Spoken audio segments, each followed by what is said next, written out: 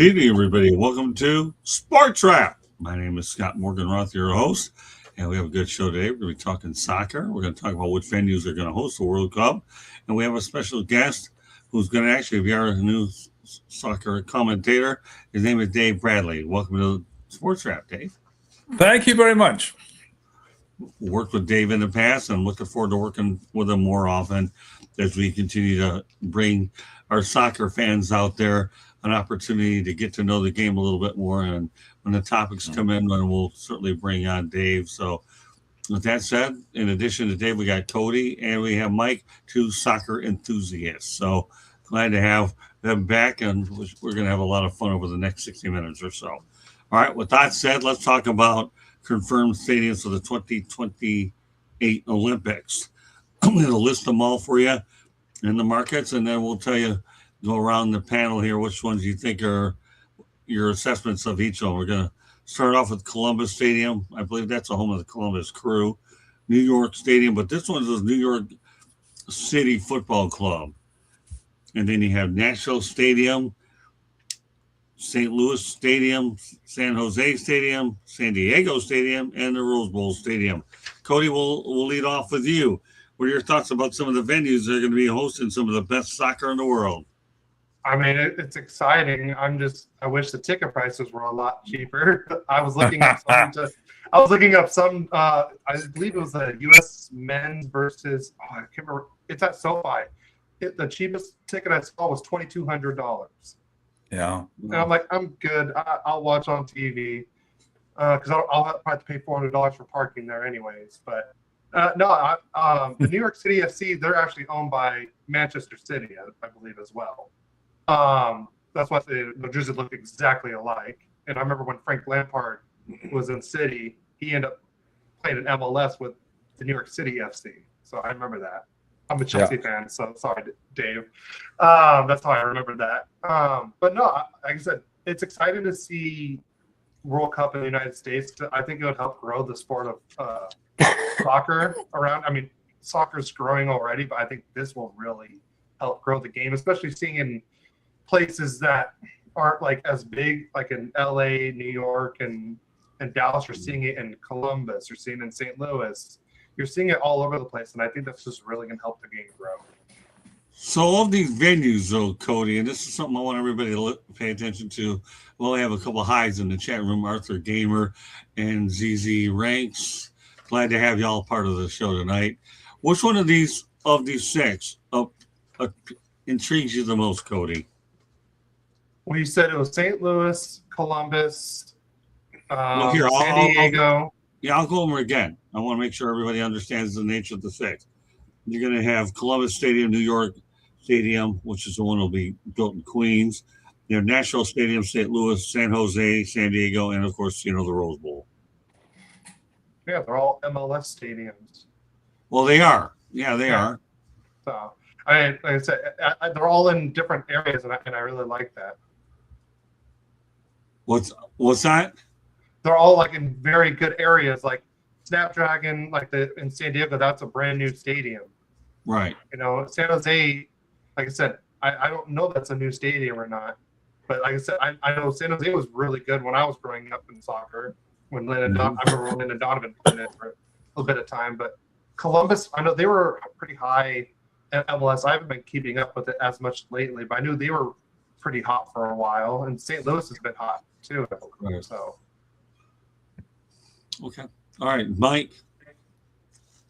Well, whenever we have a major event in this country, soccer notwithstanding, we always seem to have to include the New York market and the LA market. Right. From population standpoint, from a TV marketplace standpoint, there's certainly cities that are known internationally. But the markets that interest me the most from a soccer standpoint, and I love Dave's point of view on this, are the ones that are in the Midwest and the Southeast. Columbus, Ohio, St. Louis, Missouri, Nashville, Tennessee. Like, these have really been strongholds for soccer in this country. It's not been the New Yorks or the LAs or even the San Diegos. I mean, certainly soccer's popular in California, there's no doubt about it. But like the market that I think has probably been the strongest market in the last 50 years for soccer in this country is St. Louis. They have Right. Yeah. this history with soccer, including indoor soccer. Right. We used to have the old St. Louis Steamers. Mhm. They're very well supported. It's very popular. And I think that's great. And I would echo what Cody said, and I'll leave it to Dave to comment on the rest of this. When you've got this type of opportunity to grow the game in this country, you've got to have lower ticket prices. So casual fan or maybe the new soccer fan can afford to go see it live. Like any sport, there's nothing like seeing soccer live. It doesn't compare to watching it on television. And when we have these big events, whether it's Olympics or whether it's World Cup, men's or women, and we have these high ticket prices, all we're really doing, or all FIFA's really doing, is inviting people from other countries to come over here and watch their game. And this should be a real opportunity for us to finally grow the sport in this country. So Yeah, I don't think of that. See, Mike, you're on target with St. Louis. First of all, when you talk about growing it, they have no NFL team. They just don't. And I know that they just built that stadium not too far, I think, from the water either as well. So I've always liked St. Louis. Nashville are two that I think stand out. So I'm kind of with you on both, Mike. I'm sorry I interrupted. I just wanted to make sure I get those thoughts out. Yeah, no. So I love Dave's reaction to that. Well, good. David wanted to elaborate on that. Elaborate on what? St. Louis? Well, no, we're just pretty much On the Yeah, Just in general? on the no, fact- just talk about of all these markets that are going to be hosting all these different stadiums. Which one intrigues you the most? And I'd like also, Dave, I'd also like you to comment on making it more affordable so United States fans can go and experience the game at this high level. Yeah. So we can grow the game here. Well, soccer typically has been a working man's game, not dissimilar. If there were any similarities between soccer and American sport, it would be soccer and hockey. And I think just the way the world is going, commercialism has put it out of the reach of your regular blue collar, working class, Manchester, England, Detroit, Midwest. The reason why it goes to East Coast, West Coast, being New York and LA, is because typically that's where the bigger money is. And because of the commercialism now, those tickets have been ramped up in a big way. The thing that number one, what we want is we want a successful World Cup. To have a successful World Cup, not just for the World Cup, but a successful World Cup from America's point of view, because America is a host. For this to be successful, America has to get to the quarterfinals.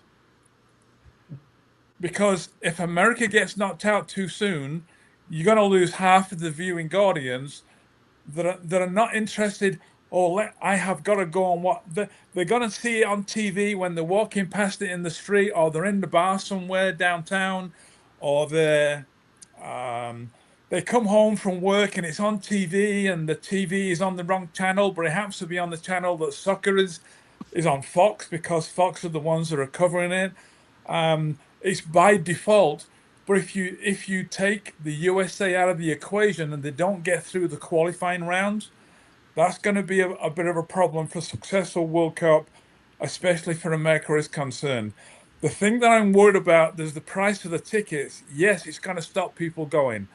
If you've got a high-end, biggest sporting competition in the world, basically, is soccer. I mean, I'll give you an example how big it is. You can have a Super Bowl and have an audience of 2 or 3 or 4 or 5 million people. You can have a regular scheduled weekly soccer game between any one of the big teams in the UK right now, being at Liverpool, Man United, Liverpool, Manchester City, wherever, you can get a $2 billion $2 billion worldwide audience just for the regular game. So the good news is we got Messi. The bad news is Messi's not made a commitment yet and come out in public and said that he's going to be actually playing for Argentina. I'm sure he will. I don't know whether that's strategic. The thing that worries me, though, when you've got a sporting event like this is you don't want it televised around the world and have empty seats being shown by the TV cameras. They're panning around the game. And in the background, you've got these empty seats because no one wants to spend the money or can't afford to spend the money. That's going to be detrimental. I'm not too sure how we get around that. What I will say is some venues will have good support and some won't. Why is that? Because you have a lot of Hispanic, South American people who already live in America and are already supporting soccer games. So they're going to go anyway because there's not much travel involved. There's maybe not even accommodation involved because it's locally where they are, or they go stay with family if it's in another city. All they got to do is get there and get home and get a ticket.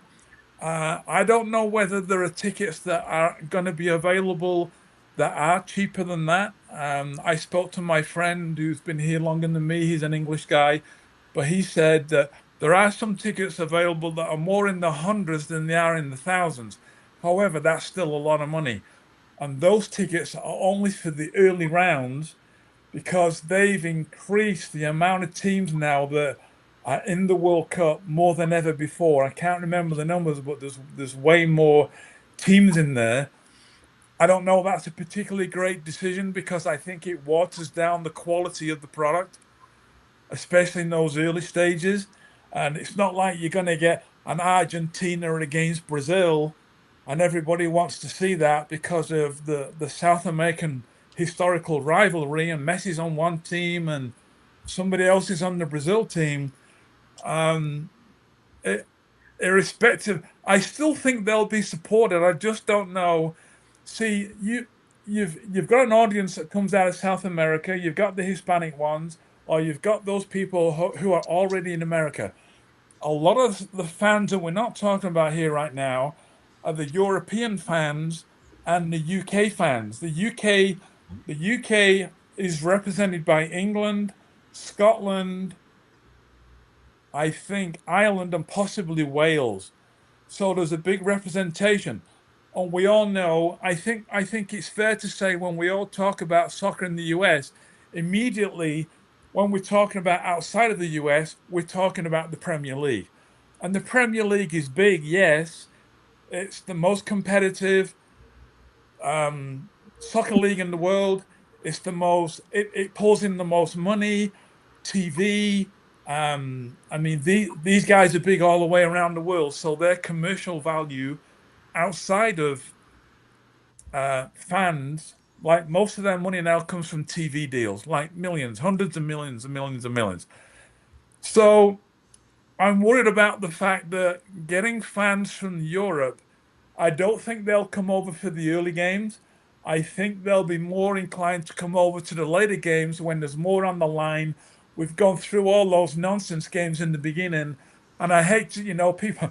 It's funny how sometimes people over here, a lot of American people I talk to who don't really understand it, but we're in America, and it's their country, so they're entitled to it. But they tell me soccer is boring, and every time I say why is that? And they're because you can watch a 90-minute game and there's no goals, or it's one goal, it's a tie at 1-1 or 1-0 as we call it. It's like, okay, first of all, we get one goal for scoring one goal. In most American sports, hockey not included, you get a touchdown, you get multiple points. You get a basket. If it's from downtown, you can get 3 points. So we're not comparing apples with apples when it comes to, soccer's a low-scoring game and it's boring. I would argue the fact that it's not boring, but I understand when you've got a 90-minute game and it's 0-0. But this is what I would say to people as well. I'm kind of going off a little bit, but I promise you I'll pull it back to where it needs to be again. Your average televised NFL game can go for 3 hours, and the amount of actual playing time is 7 minutes. So my question to people is, which one is boring? Because in soccer, it's a 90-minute game with added time for all sorts of stoppages, etc. But even now, soccer is getting, the dark arts are coming in, and they're winning 1-0, and they want to see the timeout. So the dark arts, as they call it, comes into it. So they've learned how to take their time, taking throw-ins and corners.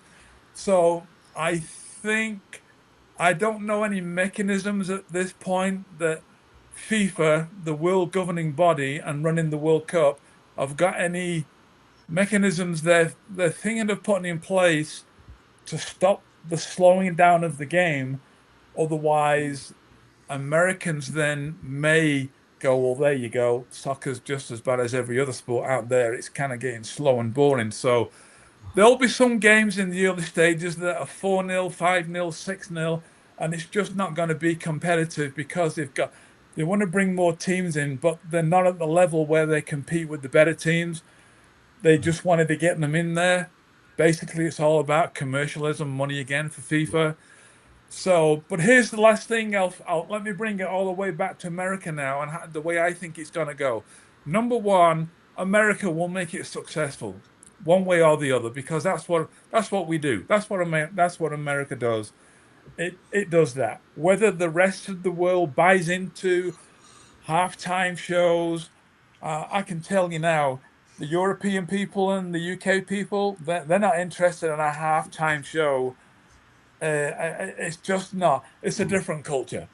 But that's the way that it's going to go, and that's the way we're going to have it. The biggest challenge we're going to have, especially for the European teams, especially for the UK teams, is the weather.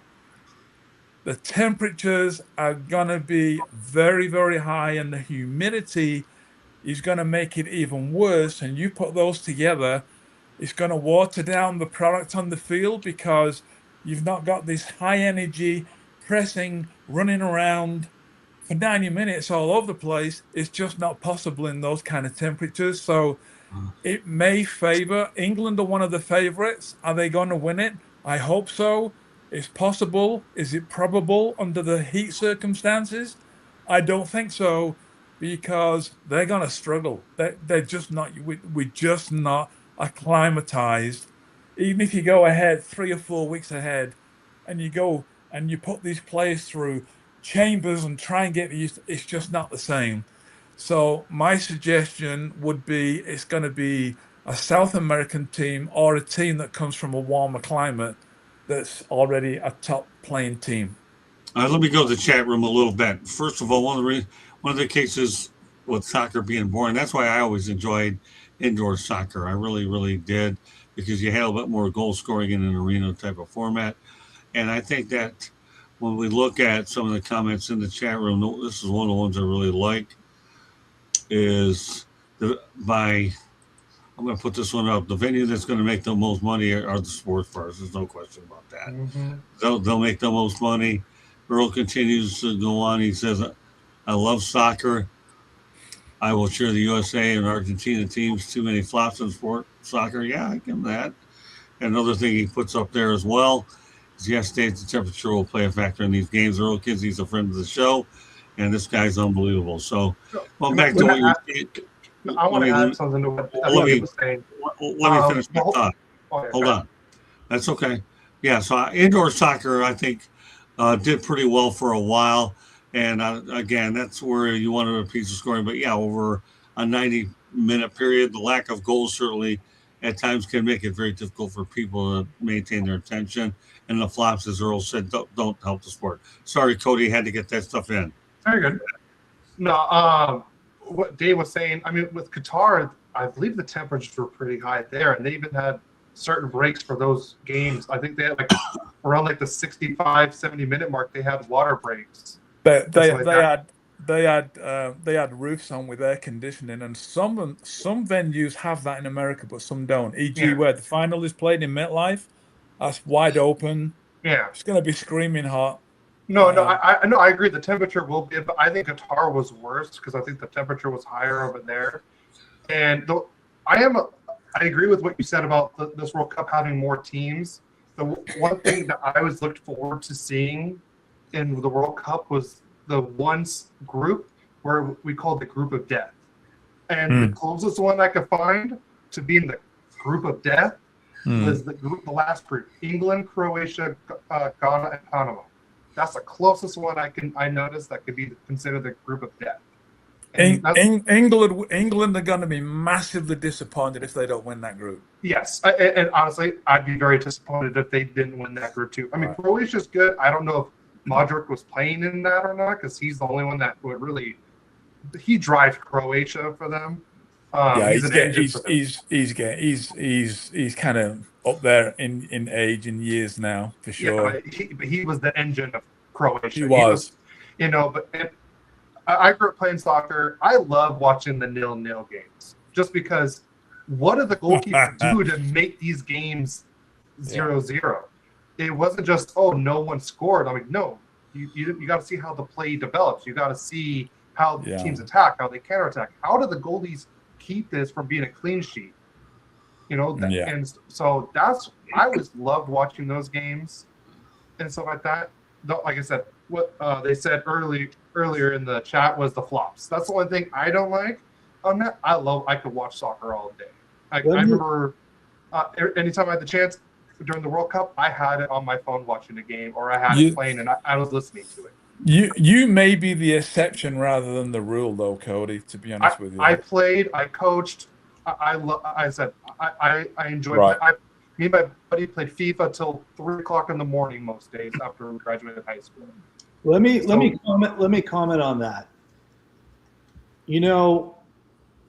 If you look at, and I've done this statistically because I'm a hockey guy, a professional hockey game and a professional soccer game worldwide, do you know that there's less than 1/2 goal scored per game difference between a professional hockey game and a professional soccer game? But yet people will do what Dave says or what Cody says. They'll say soccer's boring.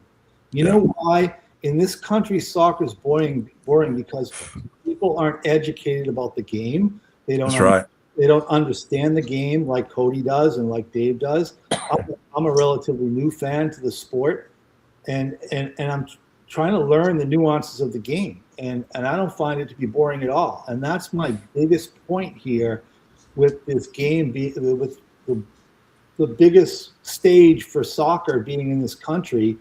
Like, we've got to expose it to Americans while it's here. And we've got to find a way to get Americans, not just to watch it on TV, but to get into these stadiums and see, because it's much different live. Just the live people who go to American sporting events will be shocked if they go to a soccer match, especially a World Cup soccer match, and just listen to the crowd for the full 90 minutes plus, right? Yeah. Like, it's an amazing experience when you see that these aren't just fans rooting for their team. I mean, these are people that are socially and politically charged for their team. Like, there's just so much of that doesn't exist in American sports that I think people have to experience. And here's one question for you, Dave, since you brought it up. And I'll try to do this in my best UK lingo. You said the U.S. team needs to get through to the quarterfinal, and I would agree with you. Do you think there's a little hanky-panky with the groupings and the way they put U.S. in the group that they put them in? We will never know.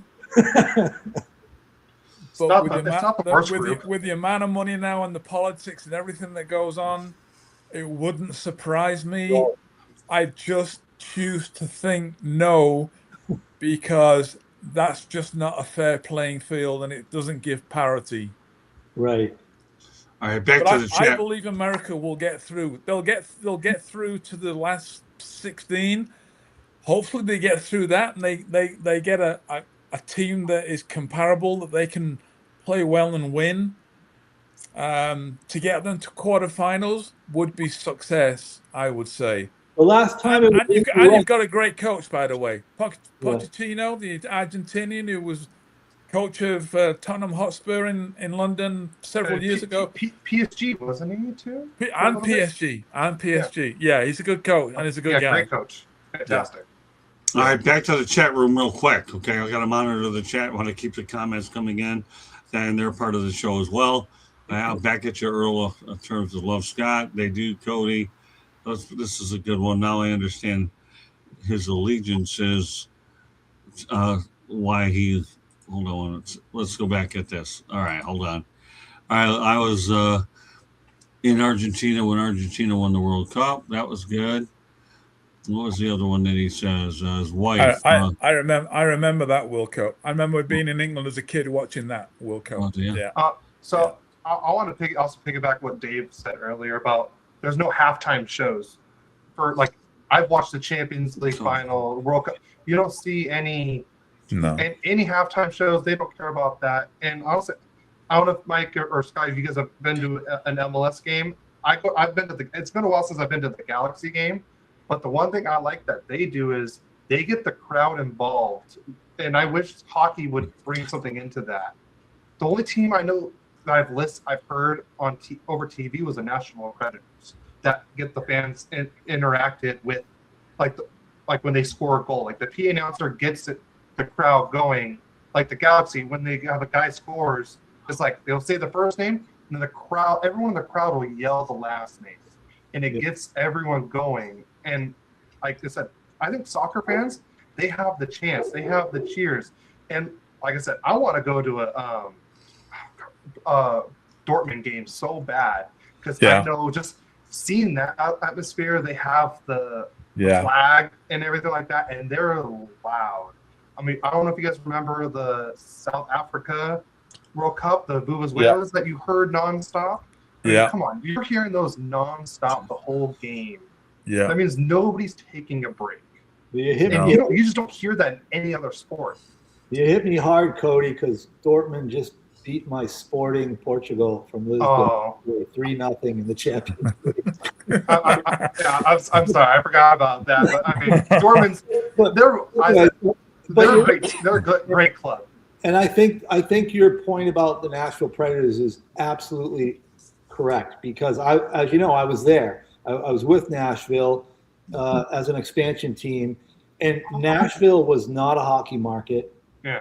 Nobody knew anything about hockey there, and that's what the organization had to do to get the fans behind us. Yeah. Because they didn't understand the game, but they did those things. They attracted people to the game, and now if you go to Nashville, people know the game. They know the sport, and they're there for the game, not all the other stuff. But I agree with you. Like this is a real big opportunity for us to finally grow the game in the United States. Yeah. I'll be in Nashville next week, and I'm going to the Predators against the Kraken. You'll love it. I'm super excited about that. All right, so let me go back to the chat room to Earl. Okay, real quick. You're talking about now I understand the Argentinian connection. There's my wife is from Argentina, so I have to cheer for Argentina. Don't worry, we're going to have a segment on Argentina shortly anyways. And we also want to thank Nexus 12 for being in. What's up? How are you doing? We're doing great. We're doing better that you're actually in the chat room because he's one of our friends of the show. Got to get to the chat, people. There's the bloodline here, and if we find a comment, we're going to respond to them as well. Nice to see you, Nexus 12. And, of course, we just mentioned he was in Argentina. I was never like there. We keep going, Dave. You're right. So everything's in there. I'm the only one all right. So Nexus 12 and Earl Kinsey, just so everybody should know, are friends of the show. And I want to acknowledge them because as we understand, the chat room is definitely a big part of what we're doing. You never know if a question comes along that I could provide to all of my experts as well. I'm enjoying this show because I won't lose my voice tonight watching you guys talk, which is great. And with Mike pinch hitting last week or half the show, my voice is going to be very fresh for fire up. But all right, let's continue. I think we've done a good job talking about everything y'all did. But if y'all want to go on to the next topic, I'm open to that. Any final thoughts about the initial one? Nope. Okay. All right. So let's go ahead. So Dave, you say you live in Maumee, Ohio, right? Correct. How far is that from Cleveland? Maumee is literally just south of Toledo, getting on Right. not getting on the road to go to Cleveland. 2 hours? Yeah, that's what I figured. Yeah, I know Yeah. Mommy too well. Well, guess what? Cleveland's going to host Brazil versus Egypt in an international friendly on June 6th ahead of the World Cup. I think it's kind of neat that Cleveland has an opportunity to do this. Everybody talks about Brazil being one of the top teams in Egypt. I don't know much about Sure. them, I mean, but they the got international. Salah. Pardon me. They have Salah, who's one of the best Well, players in I the mean, world. that's for So. you soccer people know. Me and I am too, to some extent. But Brazil and Egypt in a friendly. So let's just make this a rapid fire kind of thing because I know there's a couple. We have a big Argentinian one that's going to come up. Cody, some thoughts about Brazil and Egypt and Cleveland. Cleveland, obviously, a good sports town. Their football stadium is going to be replaced in a few years, but the one they have over at the lake isn't bad. So, friendly out in Cleveland. Go ahead, Cody. No, it's a great place to showcase some international talent. Like you have Mo Salah in Egypt, you got Neymar in Brazil. I mean, you got plenty of Brazilians that are stars all over the world in England, America. You know, playing like I said, all over the world. You have stars for Brazil. You can always expect them to do very well in the World Cup. I think for them, if they don't even make it to the final, it's a failure for them, kind of thing. Just to see top talent like that going to Cleveland, that will really help. And I really hope the ticket prices are good for them over there. So that way Cleveland people can show up and really like experience like talent like in that stage. Well, considering the size of the venue, I would think ticket prices should be relatively under control, and the proximity to Columbus is there. So I would think you should have a fairly good crowd for that. Mike, we'll turn over to you. I think when it comes to international soccer, especially when it comes to national teams, other than the U.S., of course, in this country, people probably recognize Brazil more than any other country, even more than Argentina, because they don't have the education. So they recognize Brazil. And I believe that goes back to the late 70s when Pele came over to the U.S. and played in New York. And so that's carried over. And so if you're going to bring a team over, a national team over for a friendly to promote the sport here, I think Brazil's the team to do it. Secondly, I'm glad that friendly is in a place like Cleveland and not in a place like Miami where it's just going to be filled with Brazilian fans. Yeah. Right.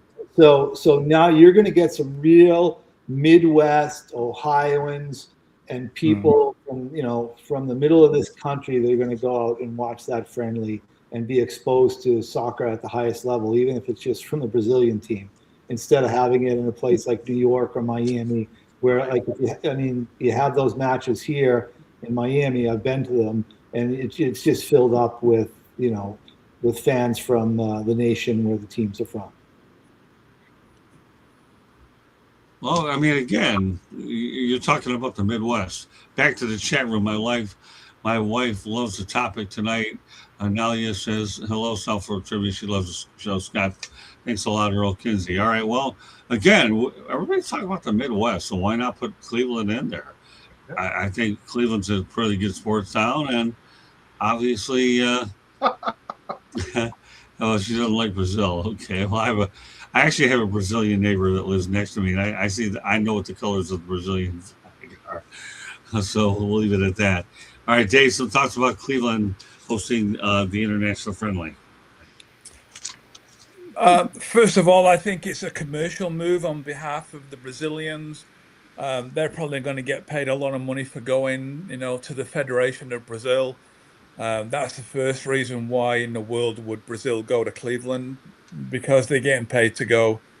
And I also think as well, most teams would go somewhere because they want to grow their demographic outside of where they are.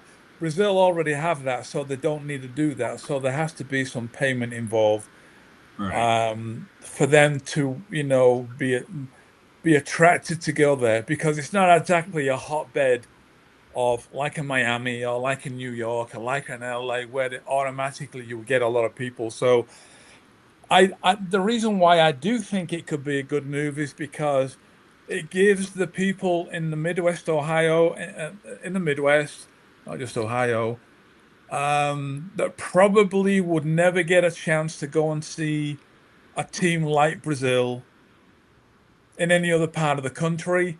And there's nothing like, see, I think about all the stories I've heard over the years, thousands and millions of them. We all started going because our dad took us to a game. And I think everybody, I think most people go to a game, and I know where I come from. We all support the team that our parents or our dad used to support, because there's no way you would go against that. And that it's so tribal in the UK that, you know, I see a lot of the games now where you can buy memorabilia, and they've got soccer scarves and things like that. And now they sell these scarves. You can go to an Arsenal Manchester City game, half the scarf is Arsenal and half the scarf is Manchester City. Nobody in their right mind who supports one of those teams is going to buy a scarf which is half and half. Not in the, number one, not unless you want to get killed by some other fans. It's so tribal. But what that tells me is that all those people that buy them are people from Korea and South America and the USA, and they go, "Oh, let me buy a scarf where I've got both teams on them." That just doesn't happen. That they don't make those scarves for people in the UK. That's the But tourist anyway, thing. going back to Cleveland, I think it's a great opportunity to get local people within an hour or 2 or 3 of that catchment area that will go, you know what, let's get in the car, let's go and watch Brazil. It's those kind of things that ultimately in the long term will grow the game, because once a kid goes to that, they're never going to forget it. Never. Because like Cody was saying, there's no flashing lights when you go to soccer grounds around. We go, make some noise, make some noise. Well, a lot of the time you're sitting there and you go, cool down the noise, like it's just too much. You know, it's like it's nonstop all the way through, and mainly because they're all singing songs for their team. Every team and every they've all got songs of their own. They sing them like nonstop. So we don't need to make some noise. And the reason why we don't need to do that is, number one, because of what I explained, and number two, we don't have commercial breaks in the middle of the game where you build up the energy and the excitement, and all of a sudden there's no play in an NFL game or in American sport in general, and they cut away to a commercial, and the stadium atmosphere dies, absolutely dies. And then when they come back and the TV's back on again, then we start flashing, make some noise again, and make some noise. Well, soccer's an emotional game. And I know everybody thinks their sport is an emotional game, and it is, and it can be. But you can't keep turning the volume up and down all the time by having commercials every 2 or 3 minutes. That I hope they're not going to do that in the World Cup, because that would kill it. Oh, that would All right, definitely kill it. let's go to the chat room again. The biggest rival in Argentina is River and Boca. All right, and Earl, that's right. You want to picture? There you go. There you go. And those fans, Scott, would kill each other. I can only imagine. Yeah, If you wear one of each on a scarf, you're getting killed by both teams. yeah. Benfica, Oh, sure. Let me say, Benfica Sporting in Lisbon, the stadiums are less than a half a mile apart, and Yeah. the fans like parade from one stadium to the other. Yeah, they do. They walk the streets. Yeah, Correct. there's no way that they'd have a scarf with half Benfica and Nope. half Sporting. No, Yeah, you're dead. no. You're dead before you even get out of the stadium. Hey, Earl, that'd be great. You can send me pictures anytime you want to about Argentina winning the World Cup when I was in Argentina. And again, we already nailed the Argentina, River, and Vaca. Yes, indeed, Dave and Cody. All right, let's continue on here to the third topic. I'm having a blast. I swear to God. When Mike is on the show, I don't lose my voice, so it doesn't make any difference anyways. I have several shows to do, and Dave, you've been a great addition. I'm looking forward to having you on this show as well. But we're only part of the way through the show, so fire up For our audience looking at Fire Up, 9:30 is the approximate time. If it runs, if we need, as they say in soccer, what do you call it? Stoppage Added time. Out of time. Stoppage Huh? time. Yeah. Stoppage Yeah. time. Then so Yeah. be it. I'll deal Director with it. stoppage. I'll deal with it. I'm trying to get used to these terms, so cut me a little slack here. All right, let's go back to the Big Apple because New York City Football Club's Etihad Stadium, Queens is going to host the group stage knockout games, the Olympic and the Paralympic Games. Keep in mind, this stadium is adjacent to Citi Field and the New York Mets. But again, as Mike alluded to before, you're getting back to the number one media market in the country, and now you have a place right next to the Mets venue. So, Cody, go ahead with some thoughts about the Big Apple in Queens hosting some, not only the group stage and the knockout games, but you're also talking about Paralympic as well. Well, not only it's in New York, it's also probably owned by very rich owners. Like I said, what I was saying earlier, Manchester City, one of the biggest Right. clubs in the world. They own New York City FC, so that will even drive up a lot too. I don't. Manchester City are not one of the biggest clubs in the world. They're one of. By the way, I'm a Man United fan, born and raised. I was born like 10 minutes walk away from Old Trafford from the game. So you're walking on dodgy ground there, Cody. So I have to correct you. I'm just tongue in cheek when I say that. Manchester City are one of the best teams in the world right now. They are Yes. not one of the biggest clubs in the world. That's Real Madrid and Manchester United. No, Well, that's it. I- Wait. agree with you. Hold on. Let me interrupt here. Now you really struck a chord with me here. Everybody talks about Manchester United. Once upon a time, people, Manchester United played a game at Michigan Stadium in the Big House. When you put the Manchester United brand with the Michigan Wolverines, then you have an incredible 1-2 punch. I had to get that in there. I know Manchester City's doing well. Manchester United, people, in my opinion, is the world team. And I'll tell you another thing I'm going to mention on this show. Okay, even though we're Motor City Badmouth tonight, how about Chelsea? But we'll talk about that at a later date. I toured that facility. I have videos on my channel, and I'm proud of every darn one of them. All right, but anyways, let's stay on track here. At least you're, albeit Manchester City, but you're still going to have a game over at that new facility adjacent to Citi Field by the Mets. And I think that's good to have a game there. Let's kind of keep it on point there, Cody. We're going to talk about Argentina. We have another, and then I want to have time to open it up with you and Mike to talk to Dave. So I want to make sure we keep on track here and continue everything we want to do and then some. Any thoughts about it just being hosted in that venue in Queens and how much it does being in the number one market, Cody? Let's go roll with that. Yeah. No, I think it's going to be great that they're hosting a game there. You said it was World Cup and the Paralympics? Yeah. I mean, it says it's hoping going to host the group stage and the knockout game and the Olympic and Paralympic games. Yeah, it's going to be a busy facility during that period. It's a great stadium. Like I said, great area. You have everything right there, like you said, Citi Field and everything. I said it's going to be great. And like I said, Dave, I'm sorry, I meant to say yes. They are. City is a better club right now, but the history and everything is definitely on United front for sure. I'm agreeing saying that as a Chelsea fan as well. So yeah, I agree. It's Madrid and United are the top clubs in the world. So, but other than that, like I said, it's just really like the way that game is set up. I think it's going to be great all around for group stages, and people in New York get to hopefully experience some great soccer right there. Mike? I think it's great that they have these matches in Queens on the other side of the city, as opposed to what they usually do, which is to have these matches in New Jersey. And the reason I think that is because Queens is such a more diverse area of New York with so many ethnicities represented that live in Queens, as opposed to live in, the Meadowlands in Jersey. I think it's a great location for a soccer match of that magnitude. Okay, we'll turn over to you, Dave.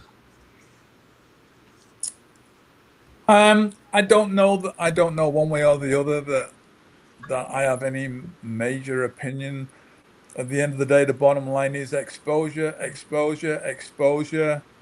of the game of football / soccer as it's known here. And I think the more bigger and better soccer teams, whether it's international or whether it's club teams. The other thing to distinguish, just for anybody out there who is listening, and that in the UK you have club soccer. Club soccer is the local teams, the Manchester United, the Chelsea, the Arsenal, etc., etc. And in some cases, they've got in Manchester, you've got two teams, Manchester City and Manchester United. They're about a mile or two apart. Liverpool and Everton down the road, half an hour down the road from Manchester. In Liverpool, you've got Liverpool and Everton. They're literally only half a mile away from each other. So, but the way they set the game is you don't have Liverpool and Everton playing in the same city at the same time because you can't put those two fans together. And you don't. So the way they do the fixtures is one's playing at home and one's playing away. But over in the UK, the biggest part of soccer in any country, no, that's not true. The biggest part of the game in the UK is club soccer. Because I would much rather my team, Manchester United, win the Champions League than England win the World Cup. Really? Yeah. So most people don't really. If you said to me, Dave, okay, you can either have Manchester United win the Champions League or England win the World Cup, I'd take Manchester United because I'm so emotionally invested. I was born there. I was raised there. My dad and I used to walk to the game. My son lives there now and he walks to the game. We're talking fourth generation, and you're so steeped in all the tradition and the history. I mean, America's 250 years old, which is really not that old when it comes to countries.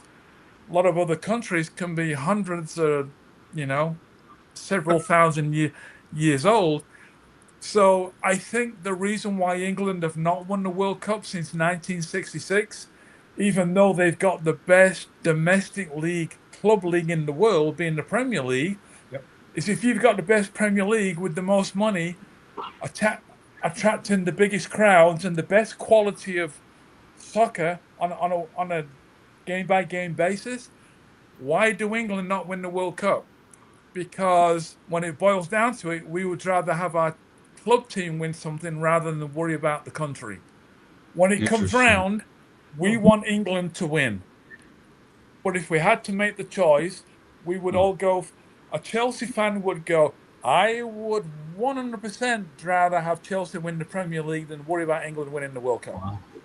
Well, that's loaded. So even though your team has won, because I know Man U's won a few Champions Leagues. So even though you've seen that in your lifetime that they've won a Champions League, you still would want England to win a World Cup more? I would rather. Right now, the way Manchester United are, they had a rough patch because Sir Alex Ferguson won 20 Champions Leagues and Cups and whatever he did. And then when he left, he was hard to replace. So they've had a downtime. Yeah, they've won the odd cup here and there, the FA Cup and a League Cup and another FA Cup. But when you're a Manchester United fan, FA Cup is great, but that doesn't do it. That doesn't satisfy us. It has to be the Premier League or the Champions League. Right now, we would want the Premier League again.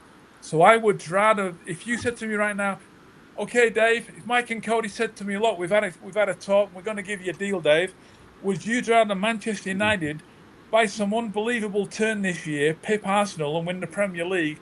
Would you rather have Manchester United win the Premier League, or would you rather have England win the World Cup in the USA in June and July? I would have Man United win the Premier League every single day. All right, we'll leave it at that, okay? because I'll tell you, that is one of the most interesting things I've ever heard about I'm winning the shocked about Premier it League. too. What's that? I'm shocked about that too. So Yeah, no, I Yeah. think that's interesting. I've never heard that. I mean, the Premier League is that strong. Wow, that's a It- wow if it I ever is. saw it. You know, I mean, It again, is. you're listen. You're more the expert on soccer, and if I start playing let's go back way back when in hockey, Mike and I have you all day long, and how Oh. much have we taught you there? So, hey, why I love doing these soccer shows with you, Cody. It's kind of like one of those deals where it's growing on me. Okay, it is growing on me. Okay, so it's cool. It's all good. But yeah, I didn't realize. I knew the Premier League was that big, but I didn't know it was as big as you're making it out to be. It's And massive. the World Cup massive. is the World Cup. I mean, so it's really cool stuff. I mean, I'm just overwhelmed by this show and learning so much from everybody that everybody tells you to be a sponge. This is a show to do it. That's for sure. Earl Kinsey is dominating the chat room, and I'm proud of him for doing it. So that is pretty good. All right, Cody, you want to have the final word on this before we go on to Argentina, or you No. pretty much say everything out there? well, let's go for the Argentina one. Yeah, I figured that. Okay. And we're going to do that. Lionel Messi has played in 26 World Cup matches, more than anyone in Argentinian soccer history. The defending World Cup champions are setting up their base camp in Kansas City. Back to, what do we got, the Midwest again? Argentina is second-ranked team in the FIFA standings heading into the 2026 World Cup. About one-third of all Argentinians live in the capital city of Buenos Aires. Third of all Argentinians live in capital city of Buenos Aires. Argentina has a population of 45.4 million people. Argentina has won the 22 World Cup. It's 78 and 86. Okay, with that said, those are the numbers over there in Argentina. As they mentioned, they're not sure about Lionel Messi's commitment yet. But what we're going to do in this situation is take it off of Messi, other than the fact that he's played in 26 World Cup matches. We know that's legendary to begin with. But let's just talk about Argentina as a whole, okay? The Messi factor is something we'll bring up on future shows. Should he make a commitment, Dave, and we'll elaborate on it then. But right now, the big picture is Argentina, all right? So we'll start off with Cody. I gave you a lot of information there. Of all that information, okay, what stands out to you, Cody?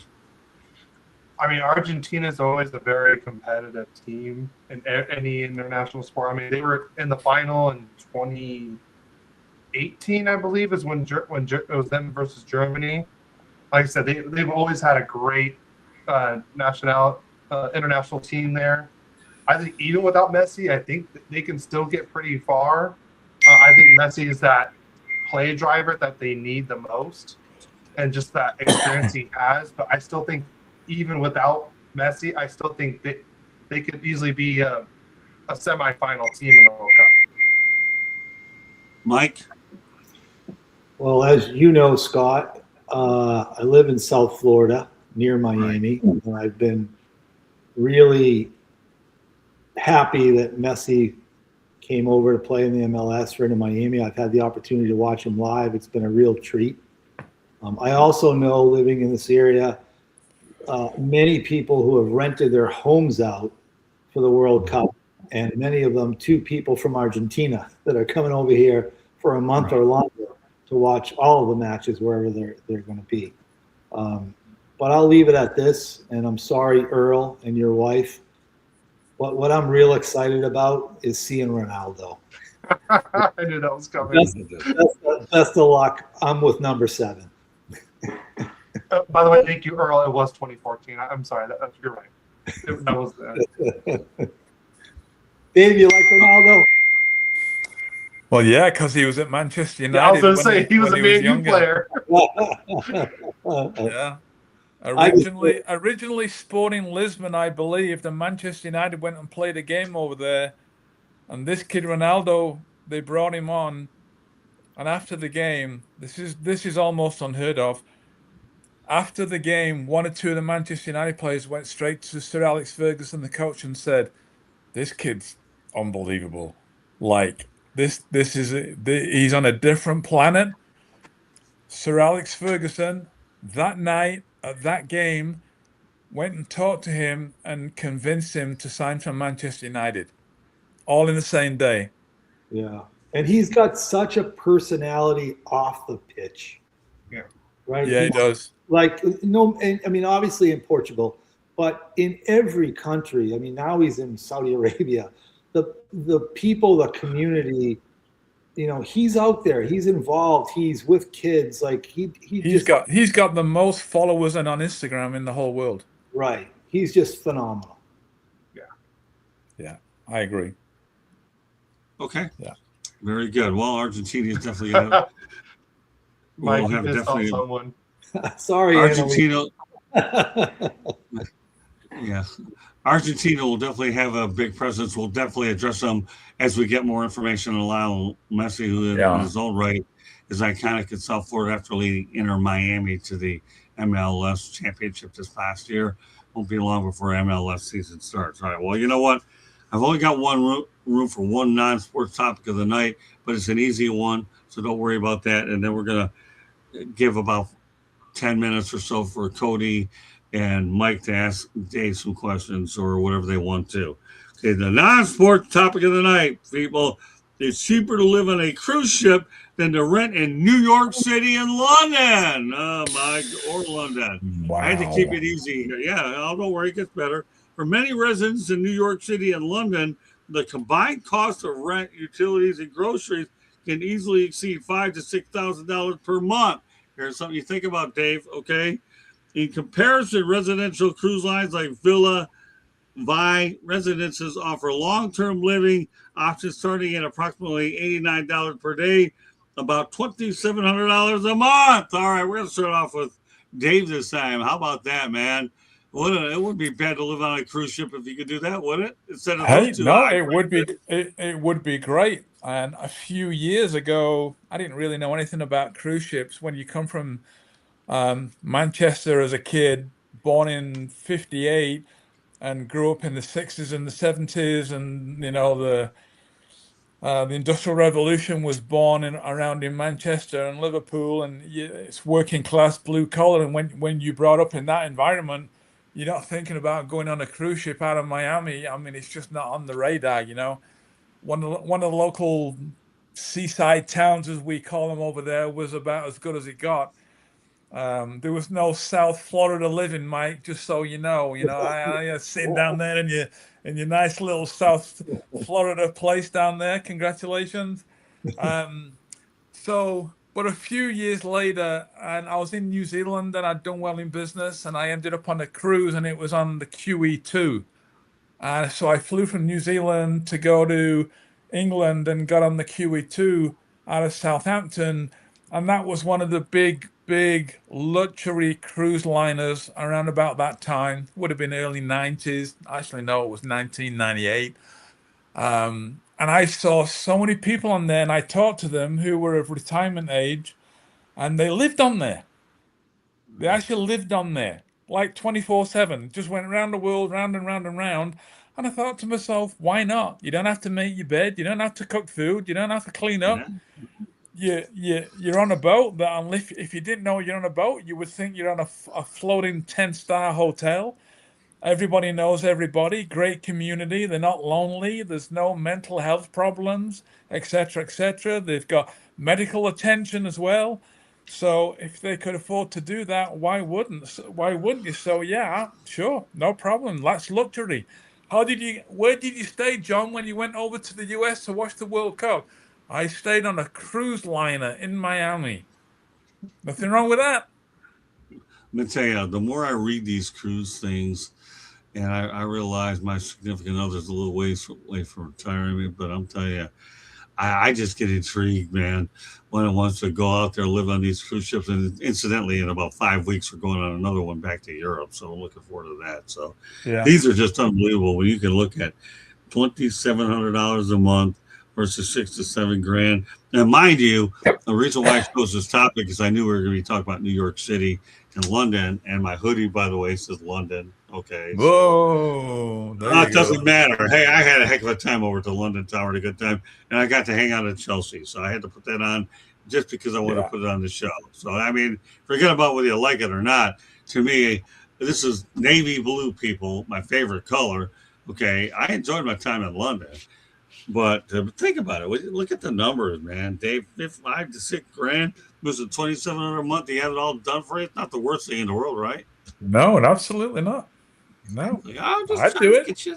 I would do it. I would too. All right, Mike, what do you think? I think if somebody's going to make all my meals Sure. and make my bed every day and leave me little chocolates on the pillow at night, I'm in. So Yeah. There you go. I'm telling you. why would I want to rent an apartment in New York City? Let me tell you, if I get an interesting cruise topic, okay, what I am going to do right now, from my sources, I will put it on this show, Mike, just because you just said that. Because there's a lot of interesting ones. This one happened to work out well because we had the London, New York City, and we're trying to tie it in with the soccer. That's why I had to carefully select this topic. Cody, go ahead. Tell me what you think. I've never been on a cruise, but I mean, if like I said, if food is involved, I don't have to clean up after. I make my bed every day. I'd be a happy camper if I'm saving money too. So Yes. I 100% agree with that. As long as I can watch as long as I got Wi-Fi and I can watch my sports teams, and I can eat for free like that, I'm a happy guy. Great, Yeah. great view. Great view out of the window, ocean view. I mean, wow. Yeah, I'll tell you one thing. For just to give everybody a preview, if you haven't subscribed to my YouTube channel, South Florida Trivia, please do so because I do a lot of videos when I'm on the road, and you talk about my voice just about wearing out. The last time we were out of town and we ended up coming back, I had no voice. My voice was absolutely, in the eyes of Ernie Harwell, long gone after all the amount of things I did out there. And Candy Ebling was a very busy woman having to take all those videos because I always was up to some. In fact, I'm going to tell you one of my favorite videos I did. There were them hibachi places, okay? They had these little metal chopsticks, okay? And I said, make your own kind of music. And I kept banging those metal things together. It was an awful lot of fun doing it. So everybody's laughing at me. What are you doing? I'm entertaining is what I'm doing. Make your own kind of music. I'll have to play that to you guys. In fact, what I'm going to do the next time y'all are on, I'm going to have Candy dig that thing out and you can listen to my 1.5 to 2 minutes of going ballistically crazy because I was totally relaxed and I was crazy. Now, if any of you got all that, more power to you. Okay, but that was pretty. I think you better tell Anna Leah we're going to have a World Cup show. She's asking. No, As probably long as will. you subscribed. Yeah, I get all the subscribers. See, now that Dave's a regular analyst, I have to get I have to make sure you get some subscribers because now we have our new soccer analyst signed, sealed, and delivered tonight. Yeah, we'll work out something a little bit. I know these guys love soccer. So with that said, I'm going to go ahead and segue over for about 10 minutes or so, and I want Mike and Cody to ask Dave questions that we have not covered yet. Then Candy Ebling is going to come on and preview Fire Up in just a few minutes to give us a station break. Go ahead, Cody and Mike. You have about 5 or 10 minutes to ask Dave any particular questions that I haven't talked about on this show. All right. Start off with you, Cody. I got a couple. What position did you play, and what was your favorite and least favorite arena you played in? Okay, my position typically was what they call center back. So that's the big guy at the back in the middle. You and I would be best friends. I'm a goalkeeper. Right. So the two most responsible positions on a soccer field would be central defender and goalkeeper, because those are typically they would have to go through the central defender, certainly through the goalkeeper, to be able to score. So if you're playing central defender, you were in a position of responsibility. You had to be mature. You can't be flamboyant, messing around, worried about your own ego. I want to score goals. I want to be a Messi and a Ronaldo. I want to dribble people. You just couldn't do that. And if I wasn't doing my job, that would expose you as a goalkeeper, and it would make you look bad. Yeah. So central defender. A little bit later on, I got moved up to center midfield, mainly because as I got older, I was playing at a lower level, and I could get away with playing midfield where I couldn't get away with playing it at a really high level because I wasn't quick enough. Were you It more was like a different, a it was a CDM? different like game back then, by the way, than what it is Yeah. now. Were you more like a center defensive midfielder in that Yeah. case? Okay. Yeah, but then around about mid-20 to late 20s, you kind of reach your peak around about that time, both physically and mature wise. And my fitness level was really strong. I'm a very well built guy. As long as you keep the weight off, you're okay. But if you're a big guy and you start putting the weight on, which you can't have in soccer, you can't get around. It's just overweight soccer players. They just don't exist because you've got to be too mobile.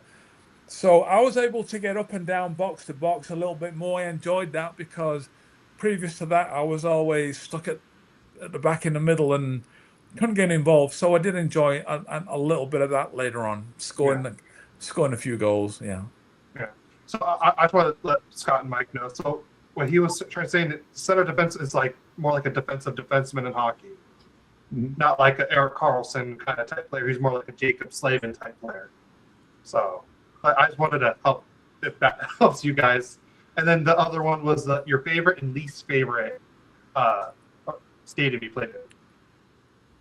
My favorite stadium to play in was, well, there was two, but typically was Old Trafford, commonly known as the Theatre of Dreams. Right, because I went to watch them as a kid. I was a ball boy. I grew up watching the team, and with 60 other 70,000 kids, people from the age of, I first started going around about 66, maybe 1967. Manchester United won the Champions League, or the European Cup as it was known, in 1968. And oddly enough, the stadium that year that Man United won their first Champions League, it's called the European Cup in those days, that year they had chosen Wembley Stadium in London as being to host the final, whether there was an English team or not. That if there were two foreign teams, it would have been at Wembley. It just happened to be that Man United got to the final, and that was when they won their first final. And that was 1968. I joined Manchester United in 1974, but previous to that, I was playing for England when I was 15, 16 years of age, and I played at Wembley, which is a dream. Old Wembley. Wembley Stadium is the national stadium. Everybody, even today, everybody's dream is to play at Wembley because then that's the national stadium.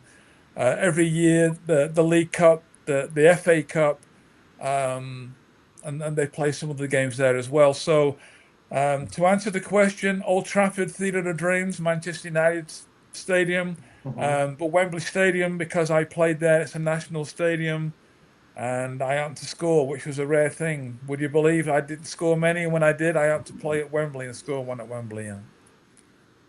All right, so let me ask you a question, Dave, real quickly. What are your thoughts about the NFL playing at Wembley Stadium? Yeah, no problem. I mean, the NFL are growing the game over there now. I think all the games are either played at Wembley or they're played at Tottenham Hotspur Stadium because that's a new stadium, and they built it in such a way where they can just get rid of the soccer field and the NFL field jumps up. Everybody plays the NFL game, and then it's nifty. they get rid It's of that. really cool they do that. It's Well, you got unbelievable. Wembley. You have Wembley and Tottenham Hotspur, but obviously now these days, Jacksonville Jaguars play their games at Wembley because I know Shad Khan has a big interest there as well. But before you had Tottenham Hotspur, you had Wembley as a primary venue, and I understand both of them are really good. But the Jacksonville Jaguars are the ones that put London on the map because they were playing there every year. And then obviously other teams have gotten on, and they're still going to be at Wembley no matter what, obviously due to Shad Khan. But I'm glad I would always love to go to Wembley Stadium and see an NFL game. Haven't been able to do that yet. Don't know what the hell lies ahead. But the NFL in England, I mean, that's another animal. But I just thought I'd ask you because that sounds like the people in London are really, really gravitating towards the NFL. Yeah, they for are. Sure. Yeah, it's definitely getting a lot of support for sure. NFL over there. Okay, Mike, you have the final questions here. Candy Ebling, if she's available, will come on for a station break, as well as she'll promote the book and Fire Up Candy. So stand by. All right, go ahead, Mike. Well, first, I was intrigued by Dave's comments because in hockey, I always believed on building my teams in the center of the ice, just like he says, the center of the pitch is important. I always felt it was most important to have a good goalkeeper in hockey and to have good center icemen, because I always felt that you could make some mistakes along the edges and recover, but if you make a mistake in the center of the ice, offensively or defensively, it's crucial. And that's how I view soccer. So I thought Dave's comments were really good there. Yeah. My question is, with the popularity of the women's national team in the United States, and what's happening now, where I see what's happening with the National Women's Soccer League in this country, what is particularly professional soccer like in the UK and throughout Europe for women? The game has grown exponentially in the last few years, mainly because of investment, support, etc. And now the women's games, I mean, you can have Arsenal women playing at Emirates Stadium in London, and it can be a full house. Wow. Yeah. They're filling it, which was unheard of not so many years ago. The success, it always helps to promote the game, whether it's whatever the sport or whatever gender is. If you've got a team, or you've got the national team in this case, starts doing well, that promotes the game. They attract all the kids. It's all back down to the kid. It's generational.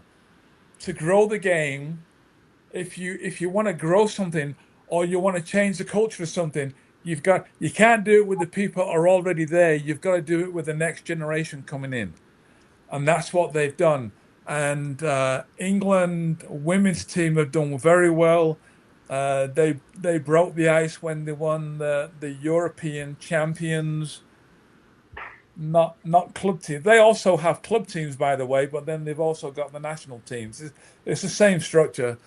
And the European teams are the same. They have strong. Spain have a strong team. Germany historically been strong. The two strongest teams in women's international soccer over the last couple of decades probably were the USA and Germany. And Japan was up there too for a while. And Japan was up there as well. And now, just the way it's gone, now you've got all these international players. It used to be way back when, where if you were English, you played in England. If you were German, you played in Germany. Now you've got people all over the world from different countries playing in different leagues. And the American Soccer League has always been strong, the WSL. And now the league in the UK, the women's league in the UK, is also strong.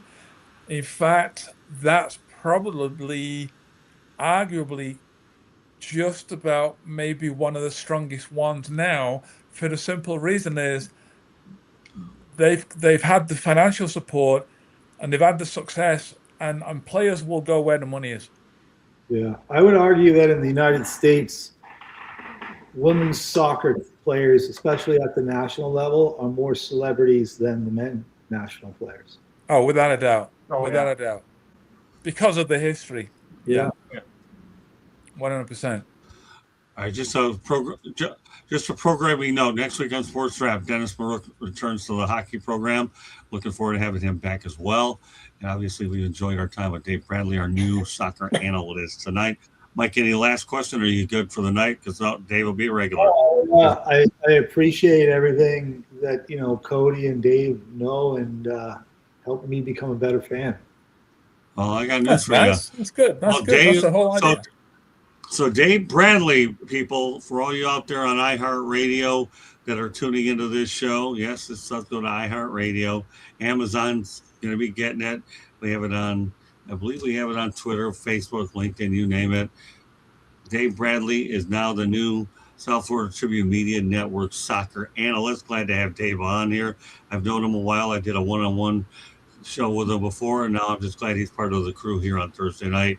So Mike and Cody will have ample time when I let them know Dave is coming on. Get your questions ready. I think I wanted to start off with a good balance. So, Dave, when we were chatting the other day about the World Cup, and I think we were able to definitely go ahead, touch on the venues and all that stuff. And now that everybody likes cruises, you know darn well I'll be looking for cruise topics to stick in this show. When Bradley's on, he was asking me, I don't know anything about the cruise. I told this guy, tell me a favor, Dave. Go with the flow. So can I ask you a quick question, Dave, not related to the show? Okay, Yeah. You ready? I know it's a really controversial question, okay? And that's this. Do you understand what the meaning of go with the flow means now? Oh, I'm easily go with the flow. All right, so the next time I throw something off the wall out there, there's a method to my madness. And remember another thing, my friend, I'm a gunslinger. And I don't know if they know what the word gunslinger means here in New England, but I take my gunslinger approach as former NFL quarterback Brett Favre and Matthew Stafford, and I'll go out there and throw anything out there and have fun with it. And that's what I like to do when I prepare all this content as well. So now you know. I'm giving you some of the company's secrets here, Dave. Do you follow me? That's it. Mike, Cody, what are your thoughts about your new teammate? I love it. If we get to talk soccer, I'm all in.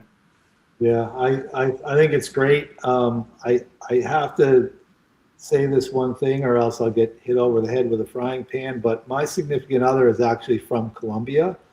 And she is looking forward to the Colombia-Portugal matchup in group play. For sure. In Miami. For sure. That's absolutely. Wow. Like I said, the South American teams are not going to have a problem with support because America's got a lot of South American people in. All right, so we're going to close out the show with an Earl Kinsey question. By the way, he's our unofficial co-host tonight. And Cody, what's your favorite MLS team as we turn it over to Candy for a preview and the rest of the stuff? So mine is LA Galaxy because also when I was a fan early on before like Nashville was a team. I think there was only one team in Texas at the time. Like I said, there was no New York City FC. It was like I want to say like 8 to 10 teams in the MLS when I was a fan. So Galaxy, I was a Kobe Jones, Landon Donovan fan. I love Donovan Ricketts as a goalkeeper. I love the way he played and stuff like that. So I really looked up to those kind of players when I was going through. And then I also got to see Beckham play once, and that was so much fun. And Steven Gerrard as well. The only thing I'll say is I'm disappointed Detroit did not get an MLS team. I had Roger Faulkner on talking about it, but we're going to bring it up to Dave when we bring him back on soon. But that was what we have. All right, we got to bring in Candy. I believe we have another show fire up in a few minutes. I know she's been preparing for it a little bit. So, so we'll go ahead. Candy, go out there and provide us with the station break and a preview for Fire Up. South Florida Tribune Publishing Company published a book, Lessons from the Microphone, Tuning into the Enduring Wisdom of Visionary Leaders. It is written by our host, Scott, the Motor City Madmouth Morganroth.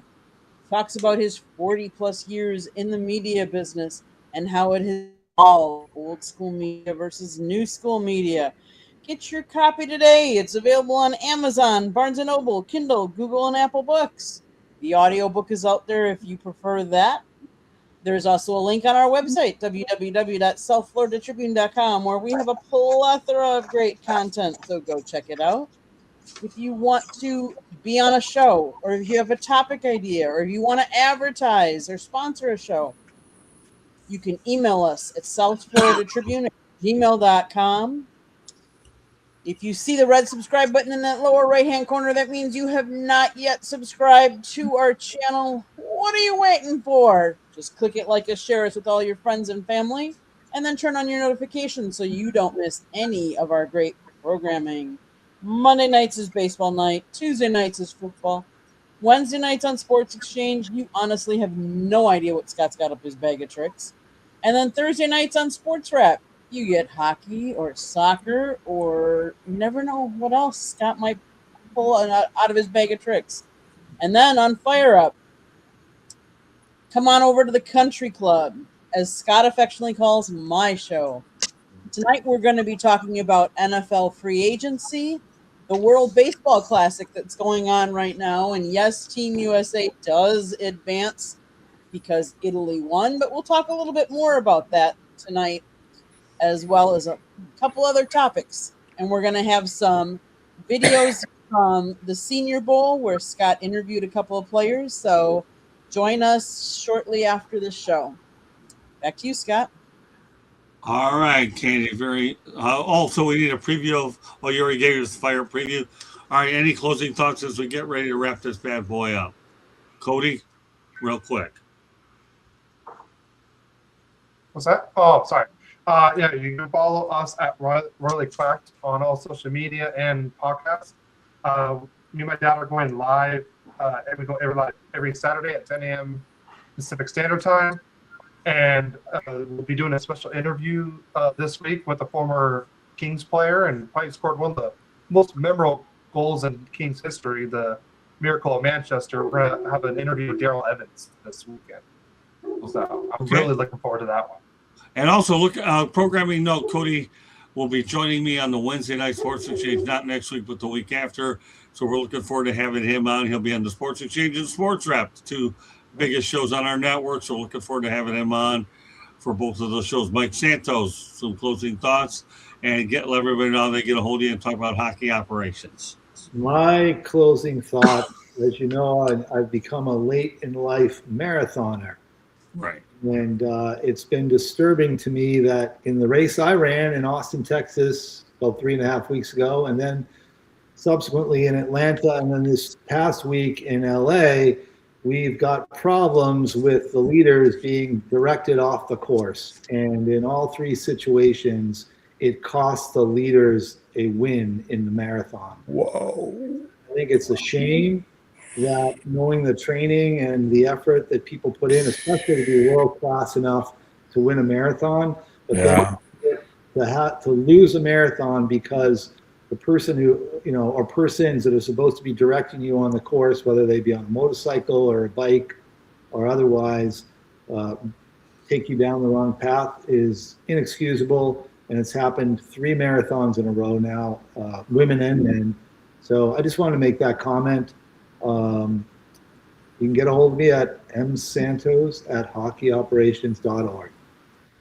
Very good. Mike, obviously, Cody, fixture on the Thursday night show, and Bradley is too when we talk soccer. I can't believe you even said anything about hockey now. You're telling me you're clueless about hockey. You brought the Predators in. Good stuff, Bradley. Yeah.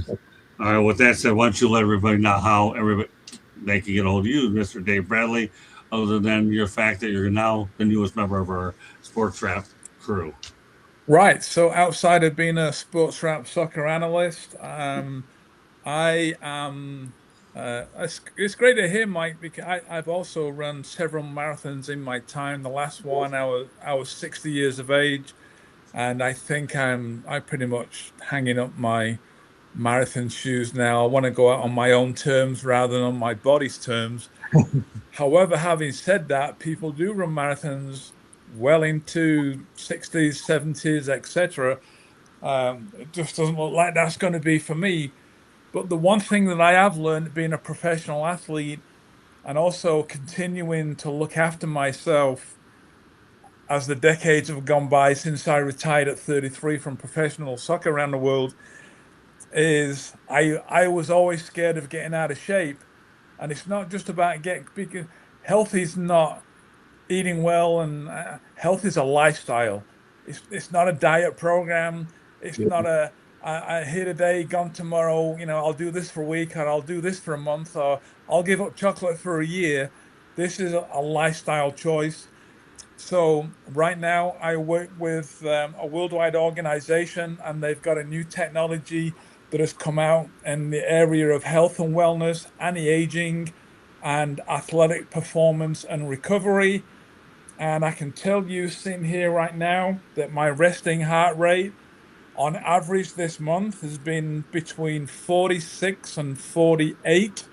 as a 68-year-old, and the only thing I can put that down to is the use of this new technology, which has gone under the radar. This company is in 33 countries around the world. So if people want to know about anti-aging, recovery, if they want to see how I operate and how I work my body every day, you can follow me on Instagram at Dave Bradley Lifestyle. You can get me on LinkedIn at Dave Bradley. You can get me on Facebook at Dave Bradley. I'm primarily mostly active on Instagram. It just suits what I do, doing videos, helping people, being the example. When you've got family and you've got a wife that's 12 years younger, you need to last a long time. And the only way to do that is be disciplined, be accountable, and be consistent, and keep pushing yourself and don't give in. And age is just a number. Unfortunately, though, it is a number. And we can reverse the aging process because I'm doing it. Great stuff. Well, no wonder you sell so well in soccer with that approach. It's great stuff, Dave Lifestyle, and all that. Absolutely. I enjoy hearing stuff like that. Well, that does do it for this edition of Sports Wrap.